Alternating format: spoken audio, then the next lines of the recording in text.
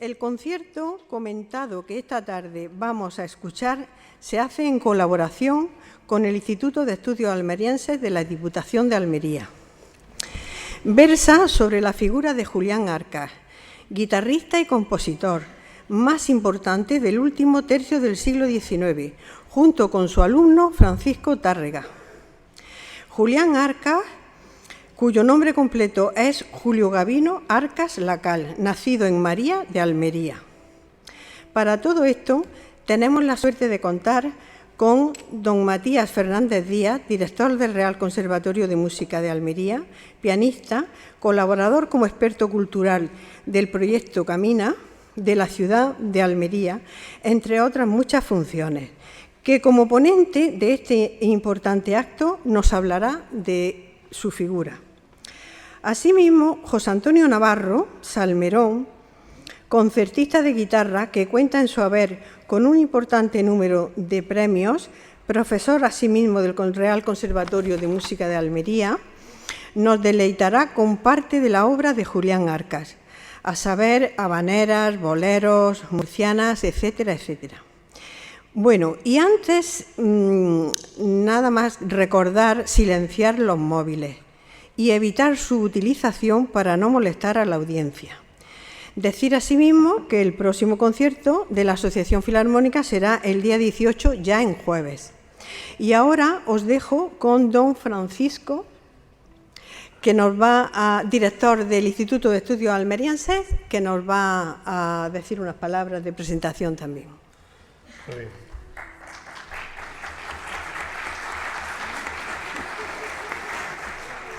Muchísimas gracias, presidenta, por tus palabras. Efectivamente, el Instituto de Estudios Almerienses esta tarde coorganiza una actividad muy importante, trascendental, creo, para el mundo de la cultura almeriense y de los personajes ilustres de Almería. Permítame que les salude, veo muchos amigos de la asociación, profesores del conservatorio. Don Antonio Sevillano, muchas gracias por tu presencia. Es un placer, de verdad, poder disfrutar esta tarde con este importante evento. El Instituto ya había organizado este tipo de actos, este tipo de formato, ponente e intérprete con otras figuras de relevancia almeriense. Por ejemplo, el tenor Iribarne, el caso de Antonio de Torres o incluso con la música de la Catedral de Almería. Pero esta es la primera vez que en Almería se organiza una conferencia con un concierto que tiene como temática única Julián Arcas. La ponencia va a versar sobre la figura de este insigne guitarrista, pero además vamos a poder escuchar un repertorio completo de obras de este gran compositor, que también fue compositor aparte de guitarrista. Además, para cerrar el círculo, lo hemos encomendado a dos intérpretes de reconocido prestigio dentro del mundo de la música almeriense, como son José Matías Fernández, actualmente vicedirector del Conservatorio, pianista y reconocido pedagogo de piano, y también el conocido guitarrista y profesor José Antonio Navarro. Para nosotros desde el Instituto, de verdad, es un día importante, es un evento de una gran trascendencia para esta institución que tiene como objetivo promover, encargar trabajos relacionados con Almería. Mi agradecimiento a la Asociación Filarmónica por el encomiable trabajo que realiza durante el año en pro de la cultura de Almería y especialmente de la música. A la Biblioteca Villa Espesa, a su funcionario, a Isabel, y permítame que lo haga especialmente extensible a la delegada de Cultura, doña Eloísa Cabrera, que después de pedirle su colaboración fue la respuesta inmediata. Y, por supuesto, al personal del Instituto de Estudios Almerienses, que sin su trabajo sería imposible realizar todo lo que se organiza desde esta institución. Así que muchísimas gracias y espero que disfruten de este magnífico concierto conferencia. Nada más.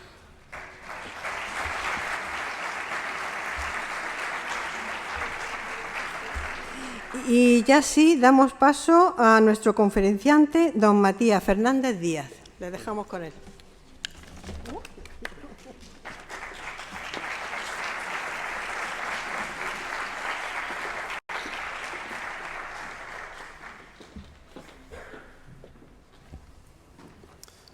Buenas tardes. Bueno, como ya me han presentado, soy Matías Fernández, profesor de piano en el Conservatorio y vicedirector actualmente, y mi compañero José Antonio Navarro, al que le presentaré en unos momentos, magnífico guitarrista, que vamos a tener la oportunidad de escuchar. El placer es nuestro, realmente. Tanto Mónica como don Francisco Alonso, el placer es nuestro, especialmente el estar invitados por estas dos entidades almerienses relacionadas con la música, con la cultura y con la música, como son la Asociación Filarmónica, a la que incluso pertenecemos desde hace muchos años y que ya como niños hemos frecuentado a todos sus conciertos prácticamente desde su fundación, y luego el Instituto de Estudios Almerienses, que tiene la enorme suerte, hay que decirlo así, de tener ahora mismo como director a Francisco Alonso Martínez, que es, aparte de pedagogo también como nosotros, es profesor por oposición del Conservatorio y es un magnífico pianista, no sé si lo sabían, y amigo, por supuesto, y un sabio, un erudito en todo lo que respecta a lo que es la provincia de Almería, su cultura, su arte. Entonces, la verdad que es un honor en estos momentos, Mónica, Paco, el estar aquí invitados por vosotros, sinceramente.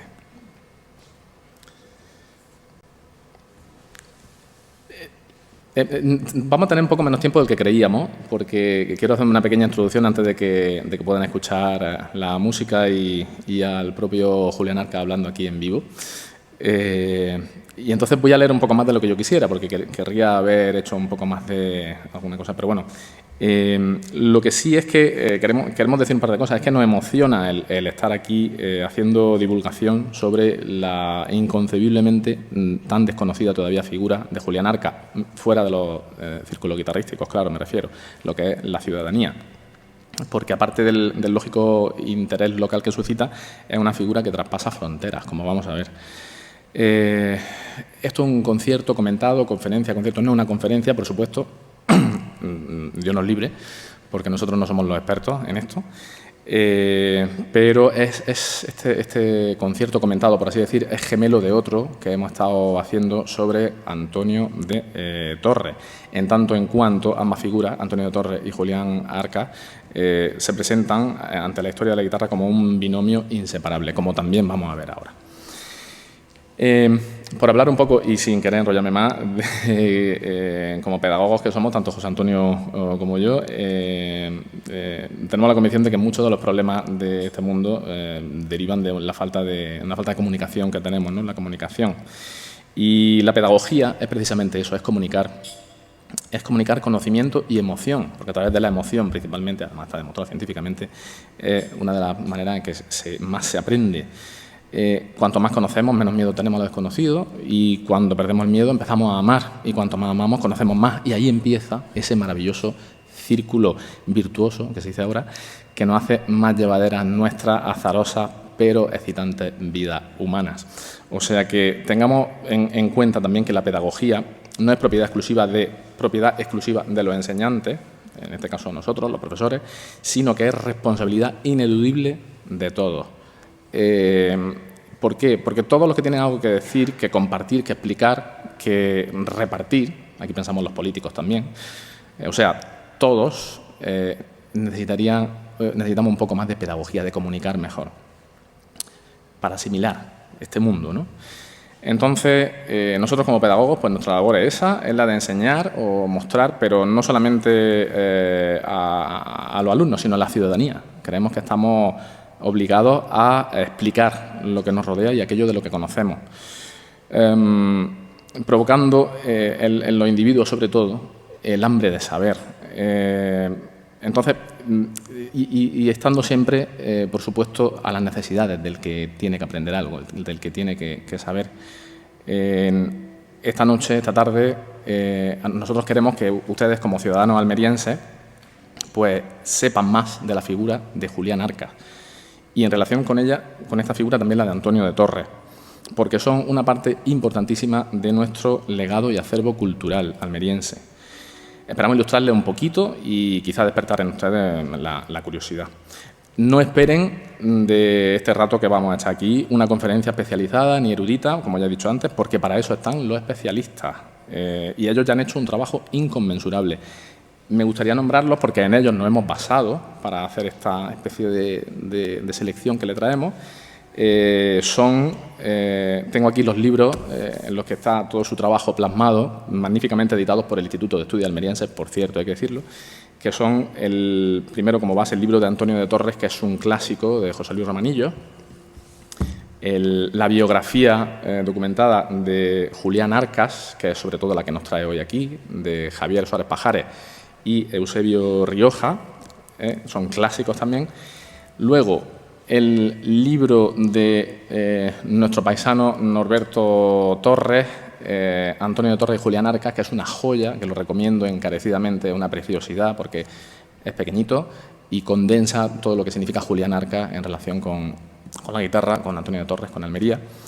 Y luego, aunque no tengo aquí ninguna publicación suya también, pero quiero mencionar a Antonio Sevillano, también paisano nuestro, sabio de la guitarra y del flamenco en Almería, y que de todas estas fuentes de las que nosotros hemos bebido, ellos son los especialistas, ellos son los eruditos. Nosotros lo que hemos intentado, dentro de nuestra faceta de pedagogo y músico, es hacer un compendio de todo esto para mostrárselo y hacérselo, digamos, digerible y ameno.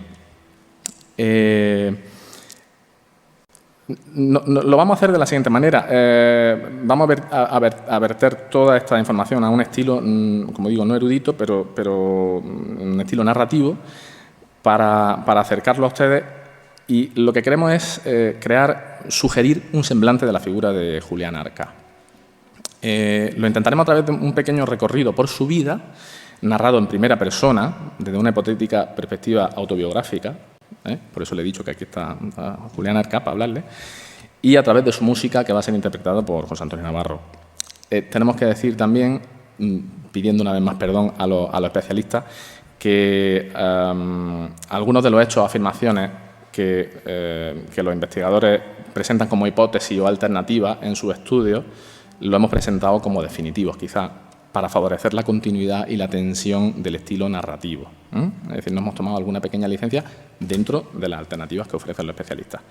El tema central es la vida y obra de Julián Arcas, poniendo el énfasis especialmente sobre un hecho, como hemos dicho, incomprensiblemente pasado por alto hace poco tiempo, que es la asombrosa coincidencia de estas dos grandes figuras, Julián Arcas y Antonio de Torres como guitarrero, Julián Arcas como guitarrista y compositor, y Antonio de Torres como guitarrero, a finales del siglo XIX coincidieron en lo que parecen, y aquí cito prácticamente textualmente a don Norberto, en lo que parecen destinos paralelos con un mismo fin en sus vidas, y de qué manera influirán en la historia de la música y de la guitarra y en la génesis del flamenco, ahí es nada, convirtiendo además a Almería en un punto clave de este proceso. Para terminar esta presentación, y como digo, como profesor del Real Conservatorio Profesional de Música de Almería, y en mi caso particular como miembro del equipo directivo, nos gustaría mencionar que nuestro centro acaba de presentar, dentro de un programa que tiene la Consejería de Educación para los centros educativos, que se llama Vivir y Sentir el Patrimonio, acabamos de presentar un proyecto precisamente que se llama Julián Arcas y Almería como cuna de la guitarra. Y lo vamos a desarrollar durante este presente curso. Y esperamos que dentro de poco empiecen a tener ustedes noticias de él a través de nuestra web y de los medios de comunicación con las distintas actividades que vamos a desarrollar. Hasta ahí llega el interés que tenemos en esta figura. Voy a introducir lo más brevemente que pueda un poco el contexto histórico, cultural, guitarrístico, musical de lo que es de Julián Arcas. Y es que antes de centrarnos en él, conviene saber situarlo, lo tenemos que situar. Y para saber cuál fue su importancia también dentro de la historia de la guitarra española. A finales del siglo XVIII, empieza la emancipación de la guitarra como instrumento de acompañamiento popular, y busca un sonido un poco más virtuosístico para convertirse en instrumento solista. Hasta entonces, en España, hablamos del área de España al menos, pero bueno, se puede extrapolar un poco a Europa. Entonces, a final del XVIII, principio del siglo XIX, la guitarra empieza a convertirse en un instrumento buscando, dentro de la línea del romanticismo musical, pues busca ser como los instrumentos solistas que ya había. Ya estaba la figura del pianista virtuoso, como Liszt, por ejemplo, ya estaba la figura del violinista virtuoso, como Paganini. Entonces, la guitarra empieza a coger ese camino. A grandes rasgos, la historiografía de la guitarra en España ha diferenciado, curiosamente, dos periodos. En el siglo XIX. A principios del siglo XIX, las dos escuelas de Dionisio Aguado en Madrid y de Fernando Sor en Cataluña, que extienden su actividad hasta la segunda o tercera década del siglo XIX, y luego ya habla de la escuela de Francisco Tárrega, que digamos que tiene su actividad durante las dos últimas décadas del siglo XIX, y deja un vacío entre los años 40 y los años 80, que empieza a actuar ya Tárrega, en el que no hay nada. Se supone que ahí no hay guitarristas de peso y serios. Esta apreciación bastante negativa del instrumento no es casual, sino que en ella intervinieron personajes influyentes de la guitarra española, como Emilio Pujol, catalán por cierto, o Andrés Segovia. Andrés Segovia, con el propósito de erigirse como el gran salvador y recuperador de la tradición guitarrística española. Él era heredero de Tárrega. Entonces, ¿qué pasa? No hay nada, no hay guitarristas de peso y serios entre 1840 y 1880. Este planteamiento, que se ha tenido, por cierto, durante muchas décadas, es rechazado de plano hoy por los estudiosos y por las autoridades sobre la historia de la guitarra, como Javier Suárez Pajares, por ejemplo, al que hemos mencionado. Por supuesto, no hay un vacío entre Sor y Aguado y Tárrega, y por supuesto Tárrega no sale de la nada. Él no aprende de repente su escuela, la renovación de su escuela, él no aprende solo, no sale de la nada, sino que en medio hay varias generaciones intermedias de guitarristas españoles muy importantes. Entre esos guitarristas, sobre todo ellos beben, digamos que el caldo de cultivo lo que nutre su música y su interpretación es la moda por lo español, que como decimos, está propiciada también mucho por el romanticismo, por la corriente del romanticismo en Europa, que bebe mucho de las tradiciones nacionales y folclóricas. De aquí los nacionalismos de mediados del siglo XIX, como por ejemplo el nacionalismo escandinavo con Grieg, o el nacionalismo húngaro con Liszt, austrohúngaro, Polonia. Es decir, los nacionalismos son fuertes, el propio nacionalismo español, ¿no? Entonces, beben de esa fuente. Realmente, en toda esa época, en todo ese espacio hueco que ha dejado normalmente la historia de la guitarra, hay dos guitarristas, principalmente en España, dignos de mencionar, muy importantes, que son Trinidad Huerta, que nació en 1800, murió en 1874, y Julián Arcas, que nació en 1832 y murió en 1882. Dice Norberto Torres que ambos crean los puentes históricos que permiten una comprensión mucho más completa de la historia de la guitarra en el siglo XIX y que son, por distintas razones, han sido figuras muy desatendidas. Sobre todo Huerta, en las primeras décadas del siglo XIX, inaugura un repertorio autónomo para guitarra solista que reúne la técnica compositiva clásica, es decir, la que provenía de Sor y Aguado, con el momento de exotismo español, del romanticismo, lo que estamos hablando del nacionalismo. Trinidad Huerta, era un guitarrista extravagante y liberal, un virtuoso brutal, que fue el que animó en Málaga a Julián Arcas, cuando con 12 añillos Julián Arcas llegó a Málaga, y lo animó, porque era tan buen guitarrista, que lo animó a que siguiera la carrera de concertista. Trinidad Huerta era la gran estrella de la guitarra en los años 20, 30, 40 del siglo XIX. Viajó a Estados Unidos, una cosa que en aquella época era casi impensable. Estuvo en el Caribe tocando. Estuvo, parece ser que incluso en Oriente Medio. Recorrió el mundo. Era una figura absolutamente extravagante. Bueno, no sé si las imágenes se ven suficientemente. Aquí tenemos a Dionisio Aguado y a Fernando Sor. Y aquí tenemos a Trinidad Huerta y a Julián Arcas, de quienes hablamos. Como pueden ver, en esta foto es una foto con una fuerza tremenda y transmite la fuerza que tenía Trinidad Huerta, que era un auténtico personaje. Entonces, esos aires, Trinidad Huerta se basa en los aires nacionales, lo que se llamaba la música popular, que pasan a llamarse luego aires andaluces y se relaciona con el repertorio del género andaluz, y que es lo que es el flamenco que está emergiendo en esa época, en ese momento. Eso es lo que vamos a llamar después el flamenco. Tenía unos lugares donde estaban los cafés cantantes, en Almería, en Málaga, en muchos sitios estaban los cafés cantantes, los teatros eran muy activos y era donde se estaba emergiendo todo este género. Estos aires nacionales, en el caso de Trinidad Huerta, lo que él cultivaba era sobre todo el fandango, el bolero, la cachucha, el caballo, las folías de España y el jaleo. Y luego Arcas, como continuador de esa línea de Huerta, añade también la soleá, la rondeña, la murciana, las panaderas, los boleros, el punto de La Habana y los tangos.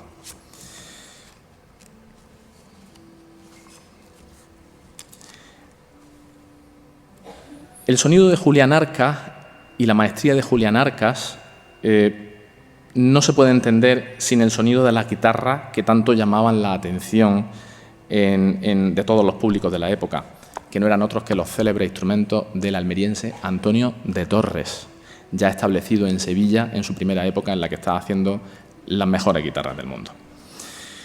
Si seguimos la trayectoria de ambos personajes, de Julián Arcas y de Antonio de Torres, llama la atención la colaboración que mantuvieron desde que se conocieron en Sevilla, con el recorrido, como hemos dicho antes, de lo que parecen dos vidas paralelas, dos destinos, aquí vuelvo a citar a Norberto, dos destinos con un mismo proyecto compartido, que no fue otro que el de renovar la tradición de la guitarra en sonido y en repertorio, y sobre todo la de dignificar la música popular para este instrumento.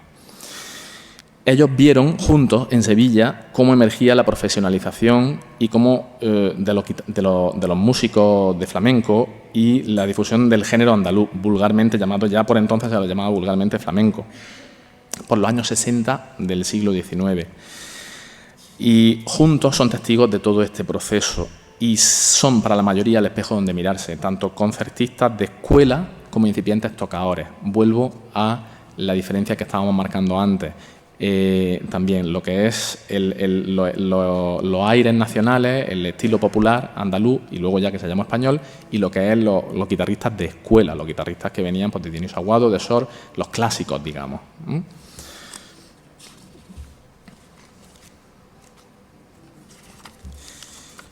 Para terminar esta pequeña contextualización, decir que si vemos con detalle la historia de, y creo que por aquí tengo algunas imágenes más, de Julián Arcas y de Antonio de Torres, que ya lo tenemos aquí, en esta imagen es bastante posterior. Torres tenía muy pocas fotos y esta que vemos aquí es ya de Barcelona, en el año 1884, creo. Ya había muerto Julián Arcas. No tenemos fotos de más jovencillos, lo siento. Si vemos con detalle la historia de ambos personajes, vemos que no dejaron de tener ese proyecto de vida paralelo del que hablamos, y que el primero de ellos y más clamoroso es la coincidencia en el tiempo, como decimos, y en la actividad que desarrollaron juntos. Y luego también una parte sorprendente, que como nosotros decimos, el otro día hablaba con Norberto como de una película, es que la decisión que toman en un momento de sus vidas los dos de manera conjunta de dejar esa vida que estaban llevando, uno de conciertos por toda España, por toda Europa, y el otro de exitoso guitarrero en Sevilla, y volverse, exiliarse a su patria chica, a Almería, si ya el encuentro entre ellos en Sevilla es un hito, pues ya el que los dos se vuelvan a Almería alrededor del año 1870 es algo extraordinario, porque de repente parecen renunciar a sus carreras profesionales para dedicarse a asuntos domésticos. No sé si conocen la historia todavía o no, pero no la voy a decir ahora, tenía previsto decirla, no la voy a decir. ¿Por qué viene a Almería y qué hace en Almería? Así luego le va a llamar más la atención.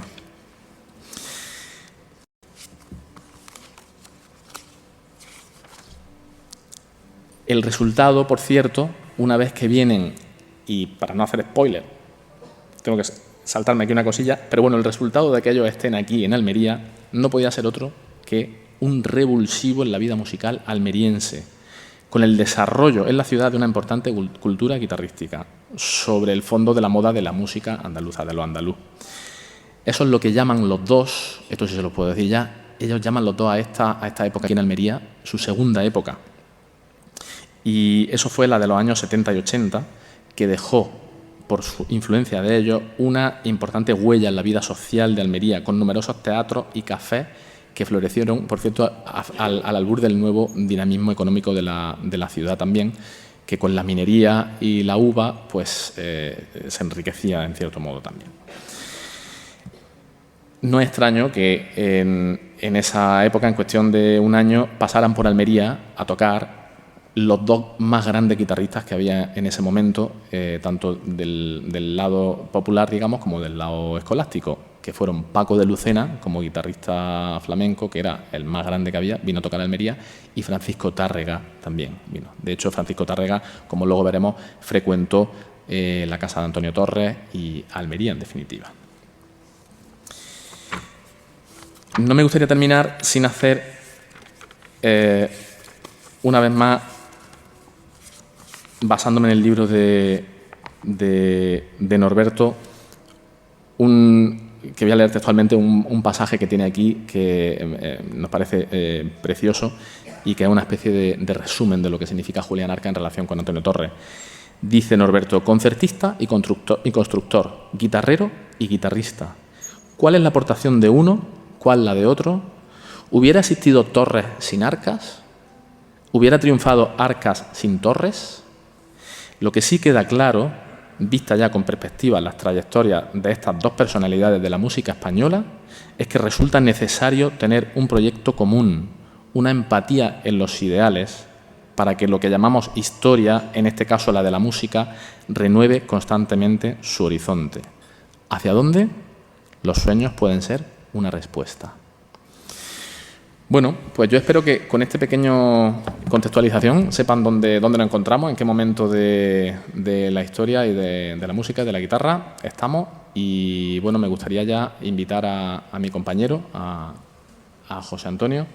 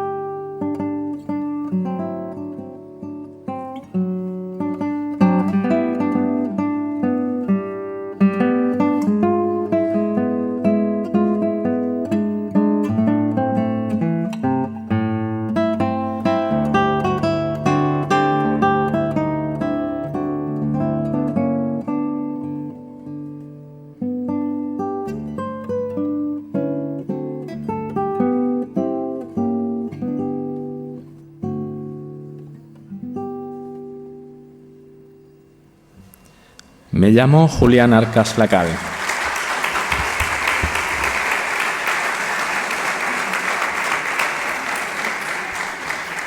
Me llamo Julián Arcas Lacal. Nací en 1832 en la Villa de María, en la provincia de Almería. La familia de mi madre era de Vélez Rubio y la de mi padre de Vélez Blanco, y allí nos mudamos en 1834. Mis padres tuvieron muchos hijos, de hecho yo era el sexto, y habrían de venir 3 más. Después de nacer la última, mi hermana Josefa, cuando yo tenía 5 añillos, nos trasladamos a vivir a Barcelona. Mi padre, Juan Pedro Arca Arjona, era maestro de guitarra y nos enseñó a mi hermano Manuel y a mí a tocarla con el método de Dionisio Aguado. Como a mí se me da muy bien, a los 12 años me llevó a Málaga para que aprendiera con José Asencio, que había sido discípulo del mismísimo Aguado. Y allí estuve 4 años estudiando con mucha constancia. Yo creo que mi padre lo hizo porque en Barcelona la escuela del madrileño Aguado no tenía mucho predicamento, sino que más bien seguía la herencia del catalán Fernando Sor, sobre todo a partir de 1844, justo cuando yo partí para Málaga, año en que el maestro José Brocá, que había sintetizado las escuelas de Aguado y de Sor, dejó de enseñar y se reincorporó a la vida castrense, pues era militar. Así las cosas, el mejor maestro de guitarra que quedó en Barcelona fue Bonaventura Bassols, que era decidido admirador de Sor. Así que yo aprendí con Asencio, en su casa de la Plaza de la Merced, de Málaga, principalmente tocando piezas de música popular y de salón, más que los estudios de piezas de concierto de Aguado y Sor. Yo estaba encantado en aquella ciudad, donde eché raíces e hice amigos para siempre, y a donde regresaría una y otra vez durante toda mi vida. Málaga, una ciudad por entonces económicamente muy pujante, tenía un ambiente guitarrístico maravilloso. Por los cafés, teatros y salones pasaron los guitarristas más importantes del siglo. Había establecido más de 60 guitarreros, algunos de cuyos locales eran auténticos foros, salas de tertulia y crítica, como el de Antonio de Lorca, que yo solía frecuentar. Yo tocaba por ahí e iba recibiendo ya elogios, uno de los cuales me marcó, el del célebre Trinidad Huerta, quien me animó a seguir la carrera de concertista. Huerta tenía una enorme reputación de virtuoso, aunque no de compositor, todo se ha dicho. Era un tipo especial, liberal, beligerante y algo extravagante, que había viajado dando conciertos por Europa, América del Norte e incluso el Caribe o el Oriente Próximo, algo inusual en aquella época. Así que, animado por su consejo, con 16 años di mi primer concierto en Málaga, que fue un gran triunfo. Y de ahí a Granada, donde di otros 2 que causaron auténtico entusiasmo. Mi carrera estaba a punto de despegar.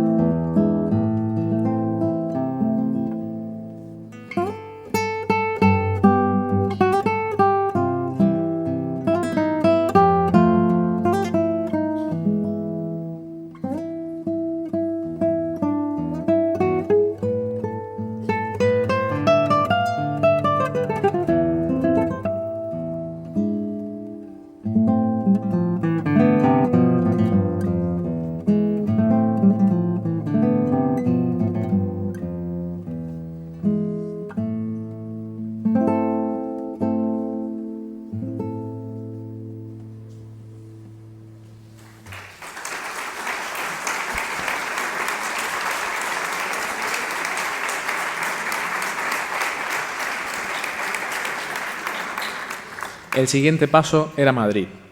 Allí estaba yo a principios de los 50. Gracias a Dionisio Aguado, Madrid había sido el centro de la guitarra en España, pero este había muerto en diciembre del 49 y el instrumento había empezado allí su decadencia. Así pues, quise escuchar a los guitarristas más notables de la villa y corte, que eran, a saber, Tomás Damas, el más enigmático y uno de los más importantes del país; Antonio Cano, casi paisano mío, pues era de Lorca, pero sus padres eran de Vélez Rubio, como mi madre, que era médico cirujano, que dejó la profesión para dedicarse a la guitarra a instancias de Aguado, haciendo una carrera brillante. Y el tercero, el propio Trinidad Huerta, a quien yo tenía mucho interés en escuchar, porque tras muchos años de éxitos por todo el mundo, había vuelto a España a finales de los 40, precedido de una gran fama. Y así, como la joven promesa que era, empecé a dar mis primeros conciertos en Madrid entre el 53 y el 55.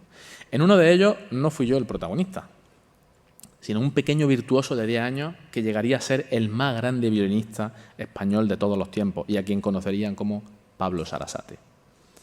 Yo, por mi parte, empecé a presentarme como intérprete y compositor, y en mi repertorio ya incluía los dos géneros que fundamentarían mis recitales durante toda mi carrera. Por una parte, la fantasía sobre temas líricos, ya fueran de zarzuela o de ópera, sobre todo las de Verdi, y por otra parte, las piezas sobre aires populares españoles. Entre estos se encontraban las boleras, el fandango, la gaita gallega, que era una muñeira con muchas imitaciones, muy espectacular, o la jota. Tanto los mencionados Damas, Cano y Huerta como yo les dimos a estos aires un enfoque más contemporáneo, ya que de funcionar como meros acompañamientos de música popular pasaron a ser, en nuestras manos, música de concierto.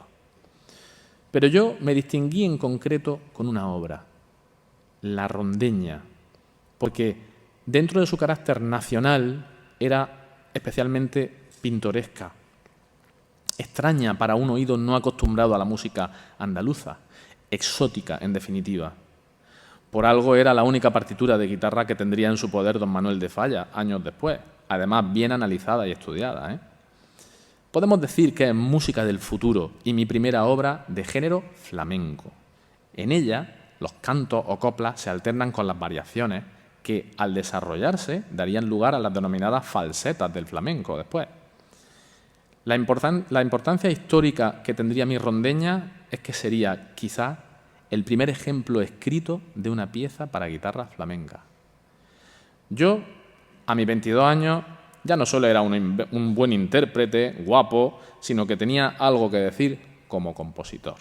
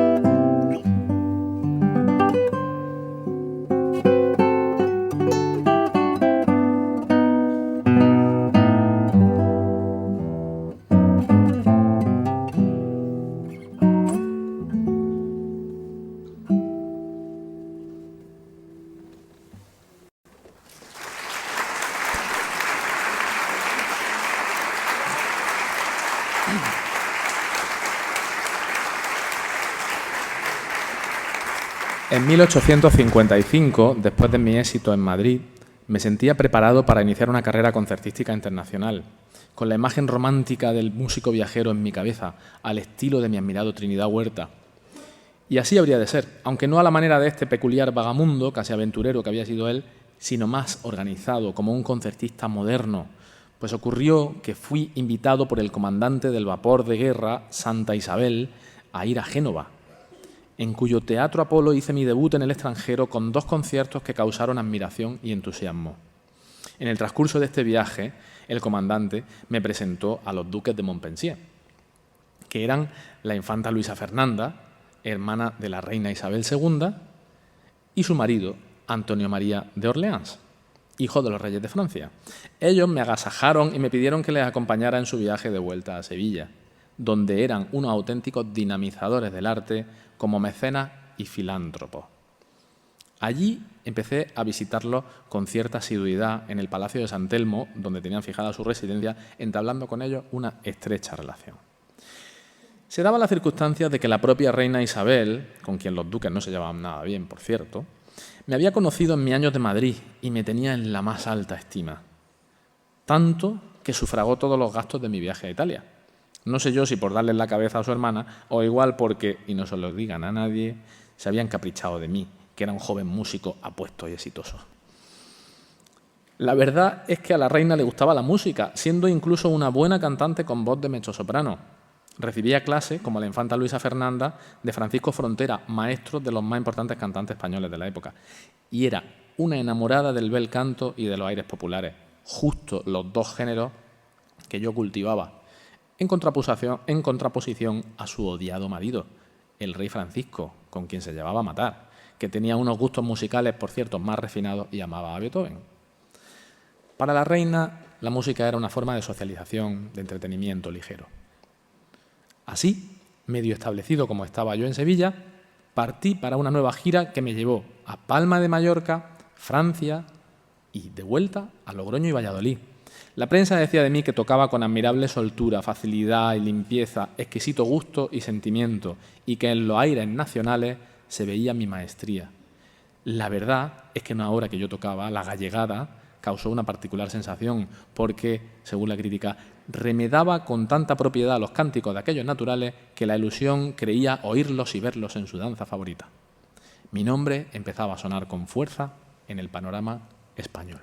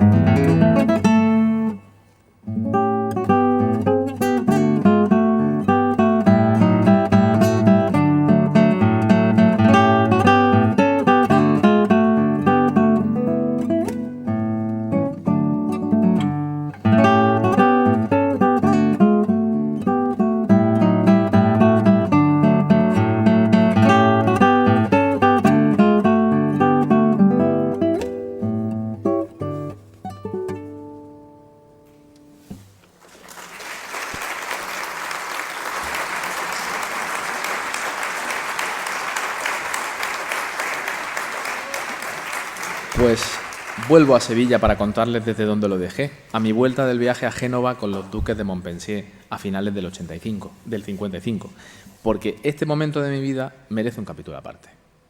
La capital del Guadalquivir era una de las ciudades más cosmopolitas de España, principal puerto hacia América, donde artistas, poetas y artesanos producían todo tipo de mercancía y obras de arte. Los duques de Montpensier, como les decía antes, eran entusiastas mecenas de la arte, especialmente aficionados a la música, incluida la de guitarra, instrumento de moda que contaba con numerosos aficionados y profesionales, y cafés y teatros donde había diario cante, toque y baile. Existían además 6 talleres de construcción de guitarra y yo, que empezaba a frecuentar los círculos guitarrísticos, oí una noche tocar un instrumento que me dejó paralizado por su sonido cálido, profundo, lleno de color como no había oído jamás otro igual. Al interesarme por su procedencia, me dijeron que la había fabricado, la guitarra, un tal Antonio de Torres, de Almería. ¡De Almería! El autor de semejante obra de arte, paisano mío, y además viviendo en Sevilla, tan cerca de mí. Ni corto ni perezoso me fui en su busca. Encontré a un hombre que, sorprendentemente, no se dedicaba en exclusiva a hacer guitarra, sino que era carpintero. 15 años mayor que yo, enjuto, de mirada algo triste, modesto y parco en palabras, que sin embargo esbozaba una tímida y agradable sonrisa propia de una persona sensible y artista.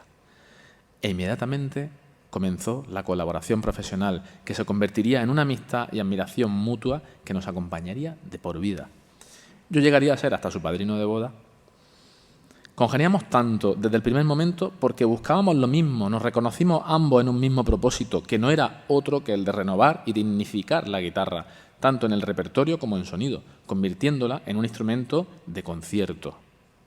Antonio tenía una idea sobre cómo debía sonar una guitarra, que era exactamente lo que yo demandaba del instrumento, y él trabajaba en ello desde hacía años ya, buscando calidad y volumen sonoro. Él me preguntaba, yo le decía, él modificaba, yo probaba otra vez. Le animé a que se profesionalizara como constructor de guitarra, y eso hizo. Y sus experimentaciones cambiaron para siempre la fisonomía de la guitarra, quedando tal y cual como la conocen ustedes hoy en día. En la dinámica Sevilla de los 50 y 60 se estaba forjando el género andaluz vulgarmente conocido como flamenco, y los tocadores se empezaban a profesionalizar, a la par de los guitarristas de escuela, entre comillas, o clásicos. Yo aunaba ambas cosas, porque tenía una formación clásica, que venía de Dioniso Aguado, pero alternaba ese repertorio con el popular, siguiendo las huellas de guitarristas como Huerta, que reunía la técnica compositiva clásica con el exotismo español del romanticismo, que gustaba mucho en Europa, donde lo español estaba de moda. Antonio de Torres y yo teníamos un proyecto común de dignificación de lo popular, como dice nuestro paisano Norberto Torres, contemporáneo de ustedes, que seguramente andará por aquí. También dice el maestro que quizá por la unión que nos suele caracterizar a los almerienses en la diáspora, nuestros lazos no dejaron de estrecharse a lo largo de nuestras biografías, en lo que parecen 2 destinos paralelos. Ahí lleva también usted más razón que un santo. Gracias, don Norberto.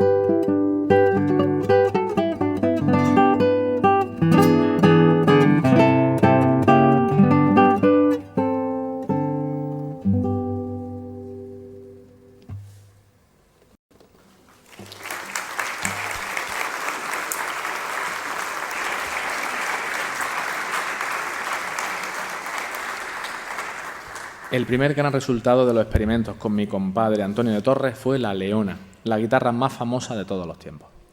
Entre las muchas peculiaridades que presentaba estaba el tornavoz, una innovación de Torres que era un tubo cónico de metal que iba en el interior del instrumento y que hacía de altavoz. Algo que echábamos en falta a los concertistas en una época en la que había que llenar de sonido las salas, igual que hacían ya los virtuosos pianistas o violinistas con sus potentes instrumentos en auditorios enormes. Luego, la Leona era no solo más grande que las guitarras de su tiempo, sino también mayor que otras de Torres. Otra cosa es que tenía el lóbulo mayor más arqueado para distribuir la fuerza y permitir una tapa más delgada y más flexible, cualidades que para Torres eran el secreto del buen sonido. En fin, curiosamente nunca la barnizó. La Leona era una guitarra muy estilizada, de todas maneras, y la primera que presentaba todas las innovaciones de Torres. Y yo me alegro mucho de haber sido el estímulo que llevó a Antonio a esa búsqueda. A partir de ese momento, el sueño de cualquier guitarrista no sería otro que poseer una Torres, o al menos poder tocar una. Tengo que decir que la Leona nunca fue mía, aunque la usé en algunos conciertos que lo que hicieron fue aumentar su leyenda.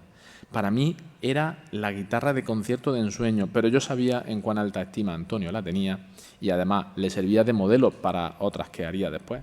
Jamás accedió a venderla a ningún precio y después de su muerte pasó por distintas manos hasta llegar a donde está hoy día, en una colección privada en Alemania. Pues en esta Sevilla de 1858, que se había convertido en una gran capital, centro del poder al albur de los duques de Montpensier, nos encontrábamos Torres y yo en la cima de nuestras carreras. En la exposición agrícola e industrial que allí, y artística que allí tuvo lugar, Torres obtuvo la medalla de bronce con una de sus guitarras y yo reaparecí dando una serie de conciertos por todo lo alto. Tenía un repertorio extensísimo y variado, cosa que la prensa elogiaba, valorando que dominara tanto las fantasías de ópera como los aires nacionales. En otra gaceta decían: existe en Sevilla en estos momentos un joven español, tocador de guitarra, que hace honor al arte de Aguado y de Huerta. Un joven que, lleno de fe en su porvenir, en el árbol de su carrera artística brilla por su talento. Menudo honor para mí compararme con Aguado y con Huerta. Al final de ese año seguí dando conciertos en Córdoba, en mi querida Málaga, y terminé pasando las Navidades allí, recibiendo los aplausos de mi público y el cariño de mis buenos amigos, después de pasar por Murcia para dar otro concierto. Las críticas de los periódicos locales empezaban a insistir en elogiosos puntos comunes ya. Parecía que se estaba forjando mi leyenda.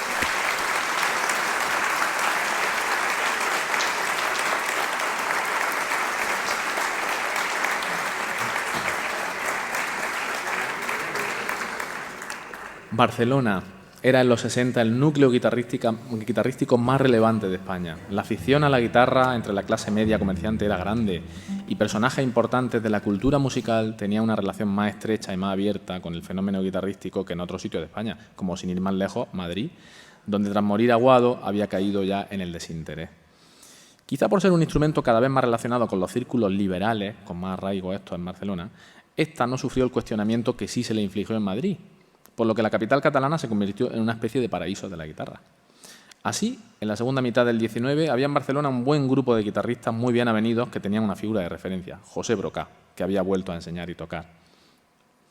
Entre los más jóvenes estaban José Viña, que era violinista y director de orquesta, José Ferrer, fotógrafo de profesión, Jaime Bosch o José Badía y Planas, que también habían sido primer violín de la orquesta del Liceo.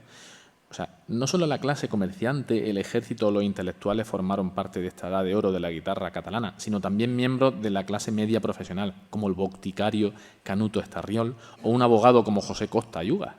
La verdad, pienso que este fenómeno de profesionales de otros campos metidos a guitarristas no habría sido posible en el Madrid de entonces, bastante más castizo y alambicado que la cosmopolita, culta y abierta Barcelona en ese momento. Que por cierto me han dicho que las cosas han cambiado un poco. ¿Es verdad esto? No creo. Pues en Barcelona me establecí en 1860 y me disponía a abordar la década más importante de mi vida musical. Imagínense mi llegada, la de un guitarrista profesional andaluz, a este círculo profundamente catalán, bien organizado y muy intelectual. Resultó ser un poco llamativo. Además, porque yo era bastante más joven que los principales guitarristas catalanes de los 60. Bueno, a mí me precedía mi fama y por suerte allí tenía a mi hermano Manuel, también buen guitarrista que me abrió el camino. Aunque ya había actuado yo allí, me disponía a dar una serie de conciertos, algunos en compañía del pianista madrileño y buen amigo Eduardo Comta. Una manera de rentabilizar la popularidad que estaba alcanzando era la de editar algunas de mis obras, y eso lo pude hacer allí en Barcelona. Así que publiqué 8 volúmenes de música con una variedad de obras de los que seguían siendo mis géneros preferidos: las transcripciones y fantasías de música lírica célebre y la música característica española. En febrero de 1862 di un concierto en el Teatro Odeón de Barcelona, que fue el de despedida de mi público después de esta temporada allí. La prensa decía en su crítica: lo único que ha logrado fijar la atención del público amante de nuestras glorias nacionales ha sido el concierto dado por el ya célebre guitarrista don Julián Arca, el cual arrancó vivos y entusiastas aplausos del numeroso e inteligente público que le escuchaba. Mi estancia de 2 años en Barcelona llegaba a su final y había sido muy fructífera. Había triunfado como intérprete, como compositor, había introducido novedades en el repertorio de la guitarra y nuevas técnicas como el trémolo. Había sido un pionero en la edición musical y también contribuí a dinamizar el ambiente guitarrístico barcelonés. España se me empezaba a quedar pequeña.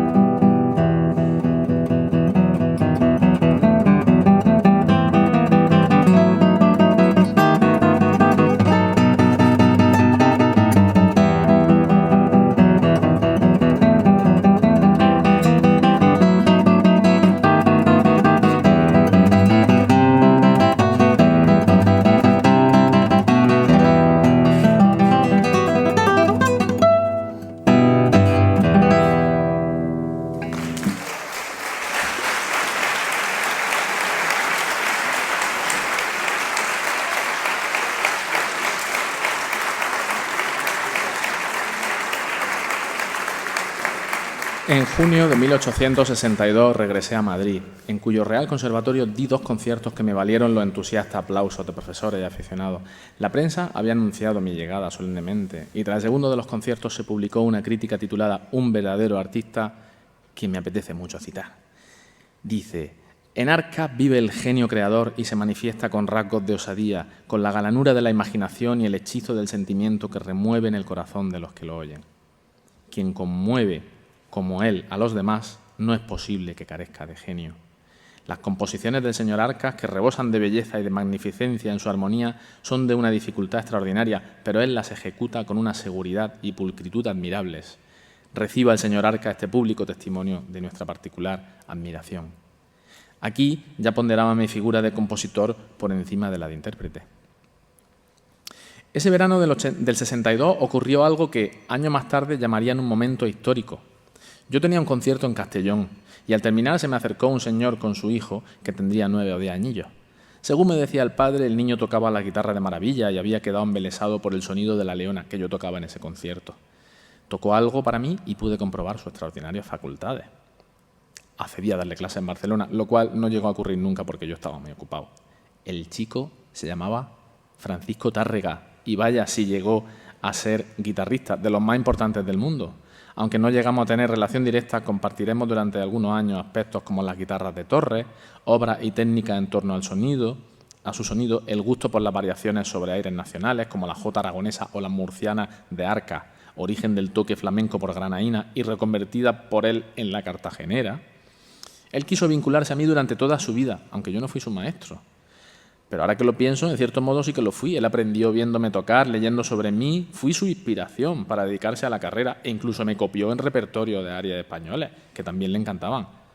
Aunque algunos historiadores posteriores le hayan querido hacer aparecer como por arte de magia, claramente no fue así, porque tuvo una gran influencia mía.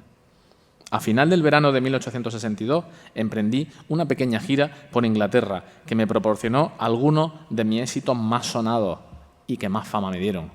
Contratado por una de las numerosas sociedades filarmónicas, di conciertos en distintas mansiones de aristócratas. El primero de ellos en la residencia londinense del duque de Wellington. Madre mía, qué cuadros había en aquella mansión, ni más ni menos que el Aguador de Sevilla de Velázquez y el retrato del duque pintado por Goya. Luego fui a Brighton, donde di otros 3 conciertos y toqué en el Palacio de Jorge IV. Allí estuve acogido por la duquesa de Cambridge y por la princesa María Adelaida, que me hizo su protegido y me convirtió en un personaje popular en esa elitista corte. En Inglaterra, donde ya conocían a guitarristas italianos y españoles de renombre que habían pasado por allí, pues evidentemente no eran unos neófitos en este tema, quedaron fascinados por mi brillantez, seriedad, pulcritud y musicalidad. En una crítica del Times destacaban aspectos que en la española nunca habían apreciado, como que mi guitarra producía una especie de orquesta en miniatura o que mis dedos se movían veloces y la música fluía mientras mi rostro parecía inmóvil. Algunas de estas características las nombraban en contraposición a otros guitarristas que habían conocido, como Trinidad Huerta, que había escandalizado incluso al público gritando sobre el escenario que él era el Paganini de la guitarra. La experiencia inglesa fue muy exitosa. Conocí a miembros muy relevantes de la aristocracia y de la realeza y me trataron como a un auténtico rey.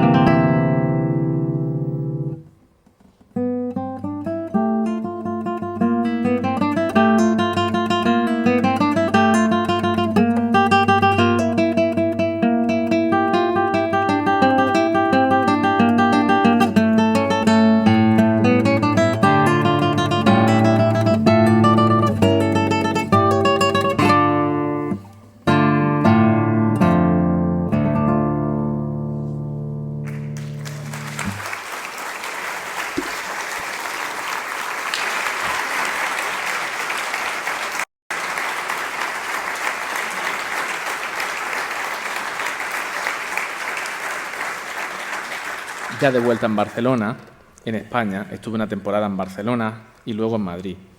Esto de no tener ataduras familiares, ni esposas, ni hijos, vamos, la verdad es que me daba una libertad grande para ir de allí a aquí.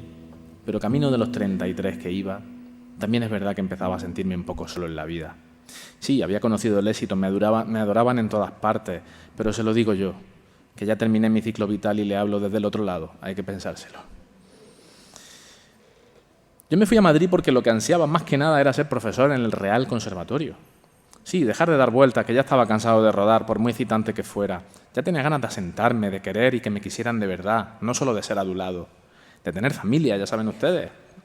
Pero en el conservatorio no estaban por la labor de crear una plaza de profesor de guitarra, porque esta no era tenida por instrumento digno de entrar en el sacrosanto y realísimo conservatorio.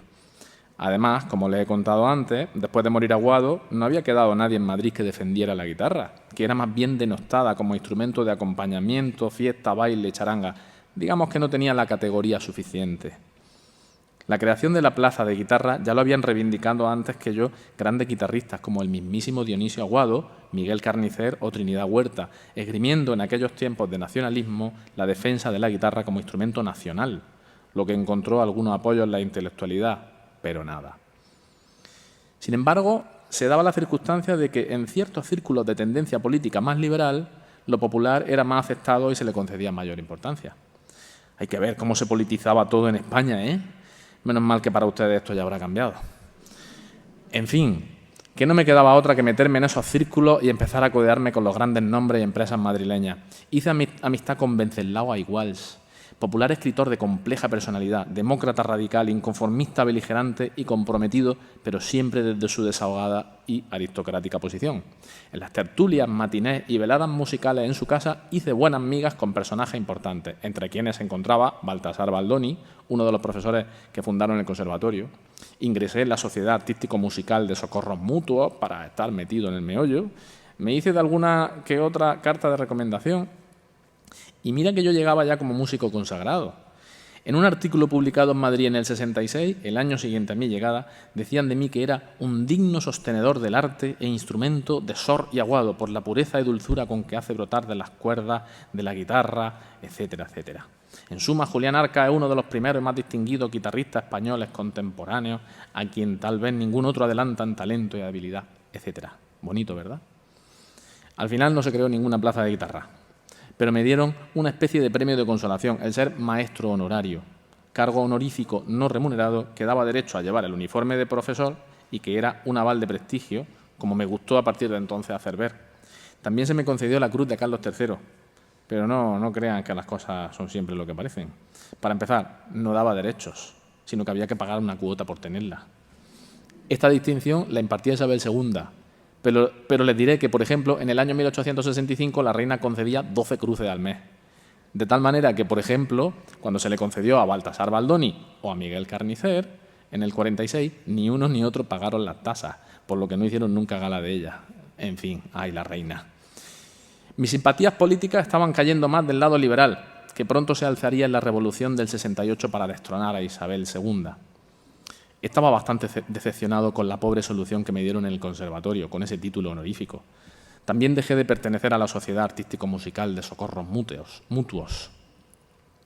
Mi breve idilio con Madrid llegaba a su fin y, esperando quizás tiempos mejores, decidí volverme al sur, donde había de encontrar fuente de inagotable inspiración y donde contaba con un público entendido y entusiasta, así como con un ambiente político definitivamente más afín a mis ideas.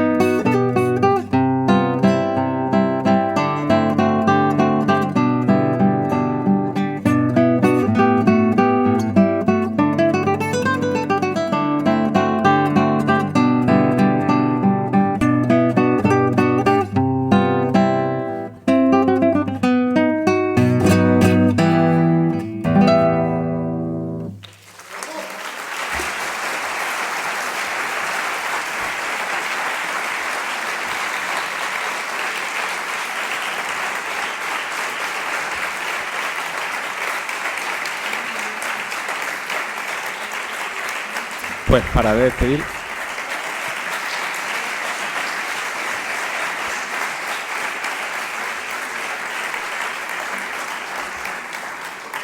Pues para despedirme les voy a contar la mejor parte, que es la última, es que decidí volver a mi tierra. Se acabó la bonanza económica de los 50, yo salí de Madrid antes de que se pusiera la cosa fea, aparte de mi estado general de decepción, porque el ambiente tampoco era propicio. Di concierto en Córdoba, en Granada, y luego toqué en Murcia, en Sevilla. Allí me reencontré con mi querido compadre Antonio de Torres, y con una de sus guitarras di un concierto. En septiembre del 68 se precipitaron los acontecimientos de la Revolución. Isabel II fue destronada y las revueltas y el radicalismo se extendieron durante varios meses. Mi Antonio se casó y yo hice de padrino. Él se casó en segundas nupcias porque era viudo, con Josefa, con quien llevaba viviendo 10 años. En marzo del 69 ya estaba dando otra vez conciertos en Valencia. Cumplí el sueño de tocar a dúo con mi querido hermano Manuel, que seguía viviendo en Barcelona, y con quien me unía un fraternal cariño. La prensa lo elogió a él y a mí me destacó la maestría a la hora de introducir novedades en las piezas. De Valencia seguimos hacia Murcia, Cartagena, para dar más conciertos, y de ahí ya tiré yo solo para Málaga, mi querida Málaga, donde me esperaban en olor de multitudes. Tuve que dar 7 conciertos en 25 días, no me dejaban irme, había programado nada más que 2. Un año después yo ya estaba muy cansado. La situación política en el país se había puesto insoportable con el asesinato de Prim y la llegada de Amadeo I de Saboya, que nada arregló. Se terminó la paz y la tranquilidad. La gente tenía cosas más importantes en la mente que música. Entonces supe de Antonio de Torres. Él se encontraba en una situación parecida. Todo había cambiado de repente y ya no vendía guitarras como para sostener a su familia. Así que, después de 25 años viviendo en Sevilla, decidió regresar a Almería, donde montó una tienda de loza en la calle Real. Sí, como lo oyen. Yo le di vuelta a aquello. Además pensaba en mi madre, que estaba muy mayor ya y muy malica. Antonio Lacal París, que así se llamaba, seguía viviendo en Almería. ¿Y saben qué hice? Pues exactamente lo mismo que mi amigo del alma. Por sorprendente que les parezca, poco después que él, yo ya estaba comprando una casa en el 54 de la calle Granada, la reformé un poquillo e hice lo que ustedes sí que no se pueden ni imaginar. Poner una tienda de petróleos, donde vendía también harina y cereales. Tanto Antonio de Torres como yo pensamos que podríamos vivir de esos nuevos negocios, pero la cosa nos duró poco. A él porque la casa de huéspedes que tenía junto a la tienda se empezó a llenar de guitarristas y otra mala gente, convirtiéndose en un centro donde se hablaba y discutía de guitarra, se tocaba y se anunciaban clases, y yo sencillamente porque era un desastre como negociante y porque no podía dejar de dar conciertos por allí y por allá. Entonces ocurrió algo que ustedes como almerienses deberían saber y sentirse orgullosos de ello. Y es que el mejor constructor de guitarras de todos los tiempos, cuyos instrumentos son tan valiosos como los violines Stradivarius, y uno de los mejores guitarristas compositores que la historia de España dio, modestia aparte, pero se lo digo de corazón, como si vivieran vidas paralelas, renacieron y volvieron a lanzar sus carreras en Almería, su propia tierra, orgullosos de ella y felices de habitarla, en lo que ambos llamamos, mi segunda época. Los dos la llamamos así. De hecho, yo escribí una pieza con ese título que está considerada una obra maestra y demuestra una evolución de mi estilo. Y en esta segunda época, pues nos lanzamos otra vez, él a hacer maravillosa guitarra y yo a volver a tocar. Hice mi reaparición en el antiguo Salón de San Pedro con un programa de envergadura porque yo quería darle a ese momento mucha solemnidad, porque es la que en mi corazón tenía el reencuentro con mi tierra. El periódico reflejaba al día siguiente el cariño que me tenía la gente de Almería. En esta vuelta de Torres y mía a nuestras verdaderas actividades, ya consolidada nuestra amistad y complicidad profesional, creo que produjimos un efecto llamada que reavivó la vida musical y en especial la cultura guitarrística de Almería, con sus cafés cantantes y teatros que florecían a la par que su bollante economía. Otros guitarristas tocaban mi obra y al albur de la moda de lo andaluz se estaba forjando el flamenco. En el espacio de un año vinieron a tocar Paco de Lucena y Francisco Tárrega. Yo estaba entre lo uno y lo otro, como cruce de caminos entre ambos estilos. Y la casa de Torres en la Cañada era un polo de atracción por donde pasábamos todos, incluso mi hermano Manuel, cuando venía. Yo tocaba en Almería, pero también volvía a salir de gira por ahí. Pero como ya les dije, me sentía cansado. Seguramente ya estaba enfermo desde un tiempo atrás. El 1 de febrero del 82, nada más llegar a Antequera para dar un concierto que me habían organizado, me encontré mal y tuve que guardar cama en la casa de huéspedes donde me alojaba. No hubo mejoría, el camino había llegado a su fin. 15 días después, abandoné este mundo, solico en aquella habitación. Yo, que había sentido el calor de un público siempre entregado, que por mi forma de ser había sembrado amigos allá donde fui y me reclamaban y recibían con los brazos abiertos, tenía que hacer el último viaje en solitario. La música había sido una amante exigente a quien desde niño me había consagrado en exclusiva para proporcionar felicidad a los demás. Pero ahora echaba en falta un susurro de consuelo, el roce de una piel conocida, una mano sangre de mi sangre que cogiera la mía. A veces, en uno de los remolinos de la eternidad en que me encuentro, me consuelo pensando que quizá el destino me quiso compensar preparando mi final en aquel pueblo justo en el centro de Andalucía, la tierra cuya música tanto amé. Muchas gracias.